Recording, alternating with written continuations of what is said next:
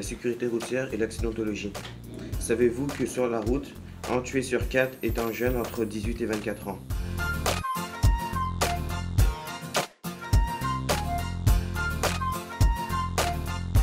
Ce sont les routes de race campagne, nationale ou départementale, qui sont les plus dangereuses.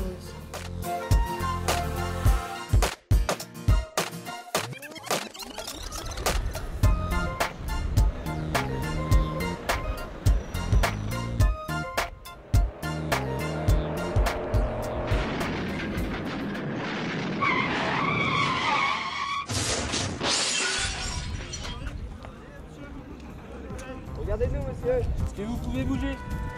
Allô.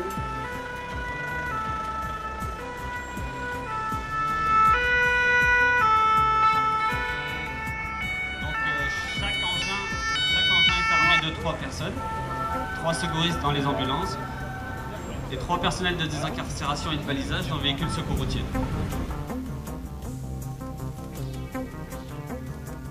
On réalise à peu près 1 à 2 interventions semblables à cet accident tous les jours au sein du département de Maine-et-Loire. Il faut savoir que tous les jours, on a des accidents graves avec des blessés graves et on considère qu'à peu près, statistiquement, on a un mort par semaine dans le Maine-et-Loire dû aux accidents de la route.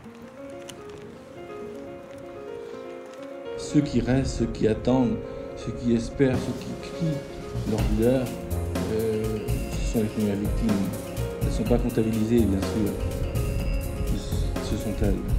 Le tribunal correctionnel est composé pour ce type d'affaires de 3 magistrats. Je vais donc demander à 2 jeunes du public de me rejoindre pour que ce soit le plus vraisemblable possible.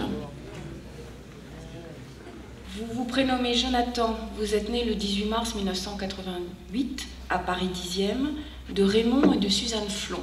Vous aviez bu quand et comment? Et quoi? De la vodka. De la vodka et du whisky. Pensez-vous qu'on puisse encore parler, monsieur, d'homicide involontaire?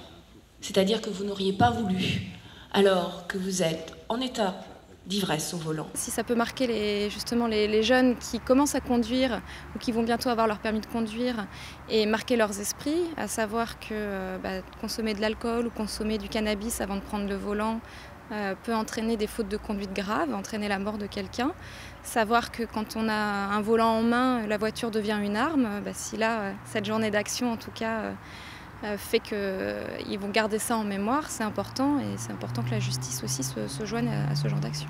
Au début, nous étions à une centaine de jeunes par an. Ensuite, nous sommes passés à 200. Puis depuis 2 ans, nous sommes à 500. Ça nous réconforte d'une certaine façon. Car en définitive, il faut être modeste. Si nous avons réussi à sensibiliser quelques-unes d'entre elles ou d'entre eux à la sécurité routière, ça serait notre plus grande récompense.